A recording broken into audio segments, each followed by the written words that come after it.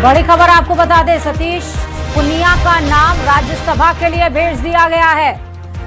सतीश पुनिया का नाम राज्यसभा के लिए भेजा गया है। इस वक्त की बड़ी खबर, राज्यसभा उम्मीदवारों के नाम का चयन कर लिया गया है। सतीश पुनिया का नाम सबसे पहले आया कि राज्यसभा के लिए भेजा गया है। राज्यसभा उम्मीदवार कौन होंगे, उनके नामों का ऐलान हो चुका है। राज्यसभा जो कि 19 तारीख को इसका इलेक्शन होना है और उसके लिए 2 सीटें हैं राजस्थान में, जिसके नामों पर मंथन चल रही थी और अब नेक नाम फाइनल हो गया है। राज्यसभा के लिए उम्मीदवारों के नाम का ऐलान किया गया है। सतीश पुनिया का नाम राज्यसभा के लिए चुन लिया गया है और ऐलान कर दिया गया है।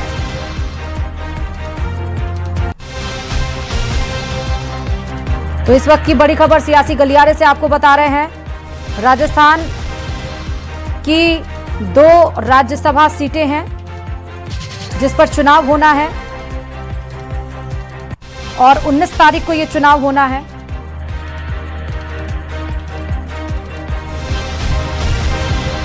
बड़ी खबर इस वक्त की आपको बता रहे हैं कि राज्यसभा उम्मीदवारों पर सियासत भी तेज देखने को मिली है और यह भी माना जा रहा है कि उम्मीदवारों के नामों का ऐलान हो सकता था, लेकिन एक नाम सामने आ गया है।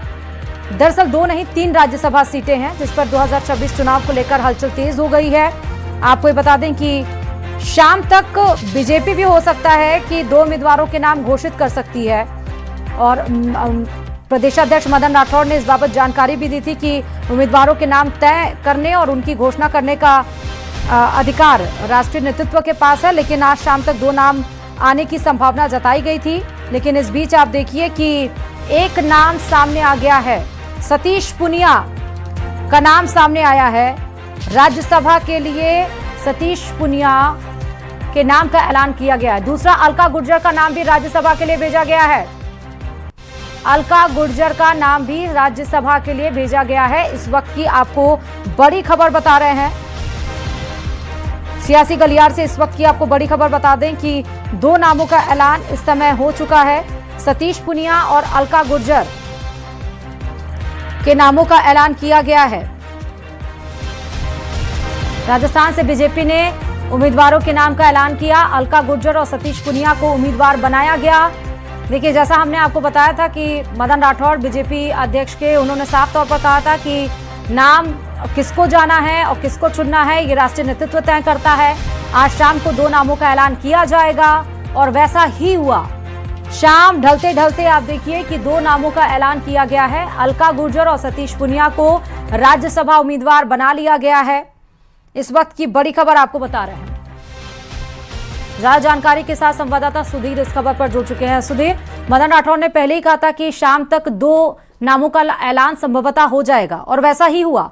अलका गुर्जर और सतीश पुनिया, बिल्कुल दोनों नाम ऐसे हैं जो जाने पहचाने हैं, राजस्थान की राजनीति के लिए नए नहीं है, क्योंकि सतीश पुनिया बीजेपी प्रदेश अध्यक्ष भी रहे हैं, विधायक भी रहे हैं, साथ ही अभी हरियाणा से प्रभारी भी है। दूसरी ओर बात करें कि नारी शक्ति अधिनियम बीजेपी का था, उसके तहत में चूंकि एक सीट जानी थी और न्यूज 18 राजस्थान ने भी इस तरह की खबरें चलाई थी, क्या नारी शक्ति अधिनियम जो है उसकी छाया देखने को मिलेगी, तो निश्चित रूप से वैसा ही हुआ।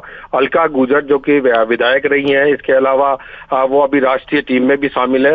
इस लिहाज से उनको देखो तो उनका जो चुनाव किया गया है वो इसी तरह दिया है। इनके पति नाथू सिंह गुर्जर वो खुद भी बीजेपी की तरफ से यहाँ राजस्थान में मंत्री रहे हैं और इनके राजनीतिक कैरियर की बात की जाए तो ये 1995 से 2000 के बीच में सदस्य जिला परिषद टोंक से इन्होंने अपना कैरियर राजनीति का यूं कहें पूरी तरह से शुरू किया था। उसके बाद में 2000 से 2005 तक ये सदस्य जिला परिषद जयपुर रही।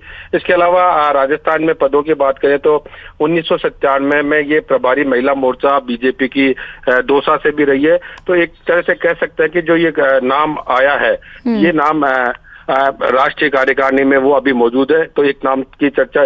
दूसरे की बात करें कि जो सतीश पुनिया है वो अभी प्रभारी के तौर पर लगे हुए हैं हरियाणा में सरकार रिपीट करवाने का काम इन्होंने किया है और इनके देखे तो ये भी एक बार के विधायक रहे हैं। 15 विधानसभा के दौरान आमेर से ये विधायक रहे हैं। इसके अलावा बीजेपी के प्रदेश अध्यक्ष रहे हैं। और बात करें इनके राजनीतिक कैरियर की तो अखिल भारतीय विद्यार्थी परिषद से अपना इन्होंने कैरियर शुरू किया था 1984 से, यानी 1984 से 1986 तक ये मंत्री महानगर सह मंत्री अखिल भारतीय एबीवीपी के राजस्थान के रहे, इस तरह से इनका रहा है। प्रदेश महामंत्री युवा मोर्चा रहे हैं, प्रदेश अध्यक्ष युवा मोर्चा रहे हैं, प्रदेश महामंत्री और प्रदेश अध्यक्ष 2019 में ये बने थे उस समय, और अब प्रभारी के तौर पे है। तो निश्चित रूप से जो नामों की घोषणा की गई है वो सारे जो चुनाव जिस तरह से राजनीति में किया जाता है सब वर्गों को साधने के में, उसी के तहत ये दो नामों की घोषणा यहाँ राजस्थान से दोनों उम्मीदवारों की गई है। जहां तक इनके अभी कुछ देर पहले हमने चर्चा बात भी की थी कि कब होगा नामांकन, तो मैं आपको बता दूं कि जो नए संगठन महामंत्री हैं वो भी अभी 6 तारीख को जयपुर आ रहे हैं।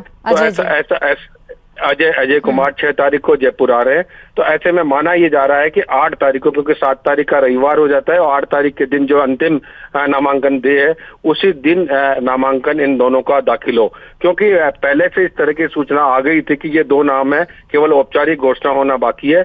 लिहाजा जो तमाम प्रक्रिया है वो पूरी कर ली गई होगी, वरना पूरा कल का दिन है, परसों का दिन है, तो आगे 8 तारीख को माना जा रहा है। क्योंकि राज्यसभा के चुनाव में एक जो प्रस्तावक के रूप में एक फॉर्म पे 10 सदस्य होने चाहिए विधानसभा के, वो होने चाहिए। तो लिहाजा एक फॉर्म भरवाते हैं, 2 नामांकन दाखिल होंगे, उस हिसाब से सदस्यों को कॉल किया जाएगा।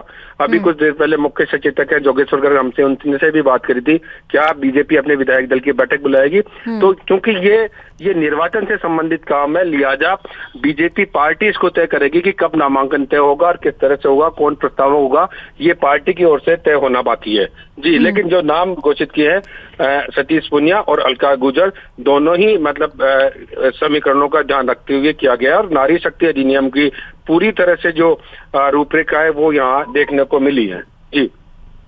हाँ, तो आप, क्योंकि एक सीट जीतने के लिए, राज्यसभा की सीट जीतने के लिए 51 वोटों की जरूरत पड़ती है, तो सुधीर जी आप ये बताइए कि 118 विधायक भाजपा के पास है और 67 विधायक कांग्रेस के पास है।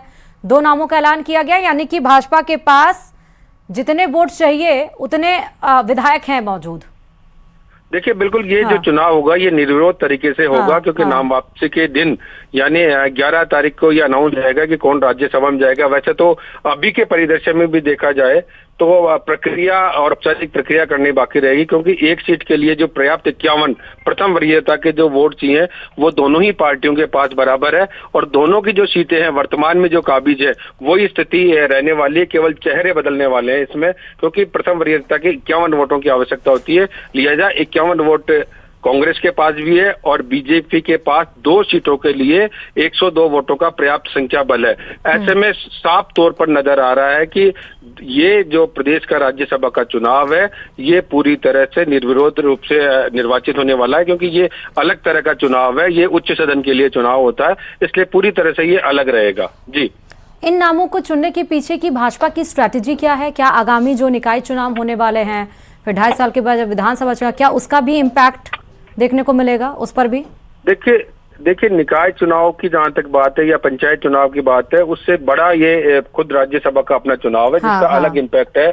2028 का जो राज्य में विधानसभा का चुनाव होगा वो सबसे महत्वपूर्ण रहने वाला है, उसकी दृष्टि रहता है, क्योंकि 6 साल के लिए ये निर्वाचन होता है सीधे तौर पे, और 6 साल के लिए जब ये निर्वाचन होता है तो उसी तरह से उन कैटेगरी को देखा जाता है जिसमें से ये आते हैं। तो ऐसे में अगर ये सीधे तौर पे कहा जाए, क्योंकि हरियाणा में जो जिस तरह से सरकार रिपीट करने और वहाँ के प्रभारी के रूप में उनको जाना जाता है, दूसरी तरफ से नारी शक्ति वंदन और इनके लिए देखा जाता है, तो निश्चित रूप से ये जो चुनाव हुआ है वो एक अच्छा चुनाव कहा जा सकता है, क्योंकि कोर कमेटी ने यहाँ पर, प्रदेश की जो कोर कमेटी है उसने पूरे अधिकार मुख्यमंत्री को दिए गए थे। उसके बाद में अध्यक्ष और मुख्यमंत्री दोनों ने मिलकर राष्ट्रीय स्तर पर जो बीजेपी की टीम है उसको दिए हैं। उसके बाद में इन नामों की घोषणा की गई है तमाम मंथन करने के बाद, क्योंकि अगर सीधे तौर पर देखा जाए तो दिल्ली भी जाके आए मुख्यमंत्री, इसके अलावा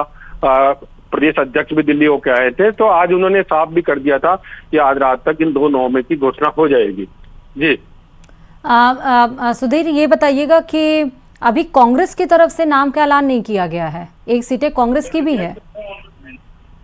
असल में देखा जाए तो 24 सीटों के लिए देश भर में चुनाव होने हैं 10 राज्यों की, तो कांग्रेस ने पहले से ही इस बात का डिक्लेरेशन दे रखा है कि हम पूरे के पूरे नाम 10 स्टेट के जो 24 सीटें हो रही है उन 10 पूरे नाम एक साथ होंगे, तो माना यह जा रहा है कि आज रात तक या कल सुबह तक उनके भी नाम साफ हो जाएंगे, क्योंकि इसमें सीधी साधी वोटों की गिनती है। केवल चुनाव इतना सा करना है पार्टी को, हमें किसे निर्वाचित करना है या किसको टिकट देके राज्यसभा में बैठाना है।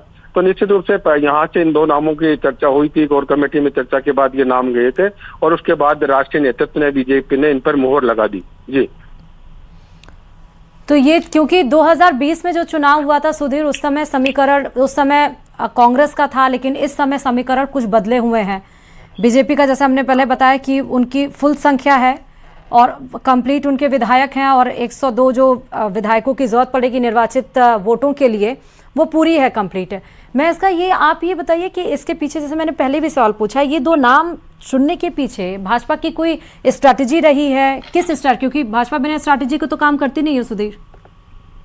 देखिए, जो भी पार्टी करती है और निश्चित रूप से जो भी प्रत्याशी होता है उसका पूरा बैकग्राउंड देखा जाता है कि बैकग्राउंड के बाद वो पार्टी उस पर काम करती है, उसके गुना अवगुण के आधार पर ये तय करती है। तो सतीश पूनिया का जो नाम था वो सबसे पहले माना जा रहा था, क्योंकि प्रभारी के तौर पे देखे, क्योंकि इसमें एक नाम और जुड़ा था बीच में, राजेंद्र राठौड़ का। राजेंद्र राठौड़ का इसलिए जुड़ा था क्योंकि वो बंगाल में अभी उन्होंने अच्छा काम किया है और वहां के जो मुख्यमंत्री है उन्होंने भी उनके नाम की तारीफ की। तो ये माना जा रहा था कि सतीश पूनिया या राजेंद्र राठौड़, लेकिन इनमें कार्य प्रणाली के आधार पर देखे राजेंद्र राठौड़ भी बहुत वरिष्ठ है, उनको भी कहीं अलग जगह पार्टी आने वाले समय में हो सकता है कंपनसेट करे। लेकिन यहाँ बात करें कि क्योंकि हरियाणा का जो चुनाव था उसको जिताकर लाने की जिम्मेदारी सतीश पूनिया की, क्योंकि प्रभारी की भूमिका भी बहुत बड़ी हो जाती है। और सीधे तौर पे बीजेपी के संगठन को देखे तो अहम रूप से अलग अलग मोर्चों पर अलग अलग लोग काम करते हैं, अलग अलग पार्टी के पदाधिकारी काम करते हैं।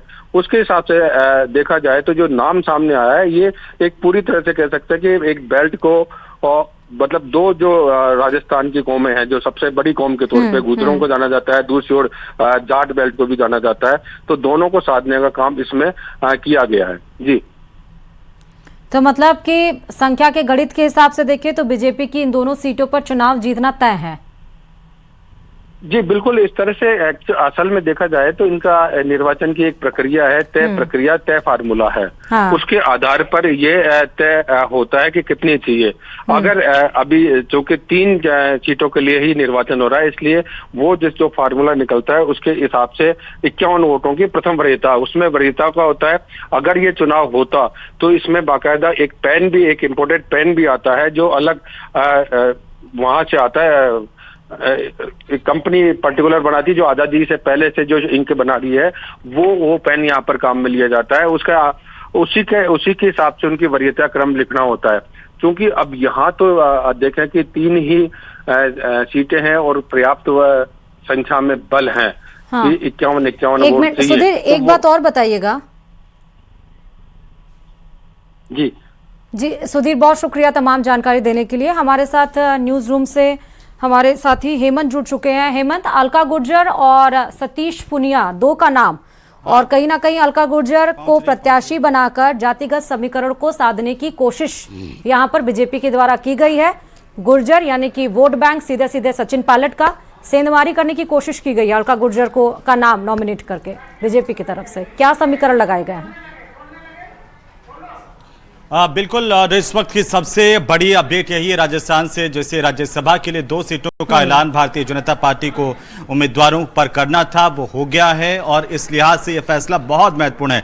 राजनीति की जानकारी मानते हैं जिनकी चर्चाएं पहले से चल रही थी, करीब करीब उनका नाम फाइनल था, जिसमें पहले नंबर पर सतीश पूनिया और दूसरे नंबर पर अलका गुर्जर। भारतीय जनता पार्टी की तरफ से यह बड़ा फैसला किया गया है। अभी आप इसके मायने समझिए कि किस तरह से सतीश पूनिया, जिनको संगठन का एक लंबा अनुभव है, बीजेपी के